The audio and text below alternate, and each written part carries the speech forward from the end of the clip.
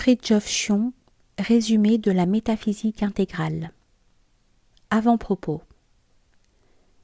Faire un tour d'horizon de métaphysique intégrale est soit un travail d'Hercule, soit un jeu d'enfant. On peut en effet soit tenter de satisfaire tous les besoins de causalité et toutes les nuances de pensée, soit au contraire s'en tenir à des schémas fondamentaux en faisant confiance au lecteur, à son intuition intellectuelle et à sa bonne volonté. En fait, on ne saurait échapper ni à l'une ni à l'autre de ces méthodes. Il faut donc trouver un moyen terme, et plût à Dieu que nous y soyons parvenus.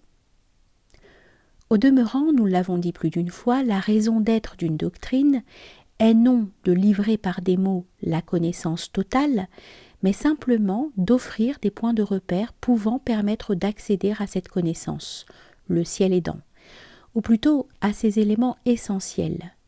Et rappelons également ceci à l'intention des rationalistes et des sceptiques, une idée n'est pas vraie parce qu'on peut la prouver, mais on peut la prouver parce qu'elle est vraie. Encore n'est-il possible de la prouver qu'à ceux qui y reconnaissent des échos de leur propre substance immortelle. Car discerner ce qui dépasse les sens, c'est se souvenir de quelque chose que l'on porte en soi-même, selon la thèse platonicienne bien connue. Quoi qu'il en soit, on peut se demander à bon droit quelle est l'utilité d'un nouveau texte qui résume des choses qui ont été dites dans plusieurs livres du même auteur, car il ne s'agit pas de tuer le patient à force de remède.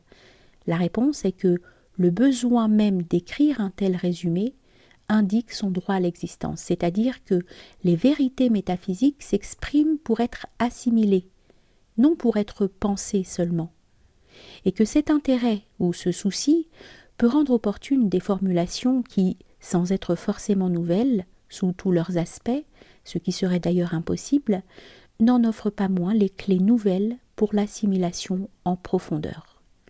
Et c'est au lecteur d'évaluer l'opportunité subjective de ces points de repère ou de référence. Ce livre, en dépit de son titre, inévitablement insuffisant, ne traite pas de métaphysique seulement. Il aborde également des sujets relevant du monde humain, spirituel et traditionnel, comme ce fut le cas de tous nos précédents ouvrages. Il en est nécessairement ainsi puisque la raison d'être des doctrines est l'homme, et qu'il n'est que logique, quand on s'occupe de vérité et de formulation, de considérer également les réceptacles auxquels elles sont destinées.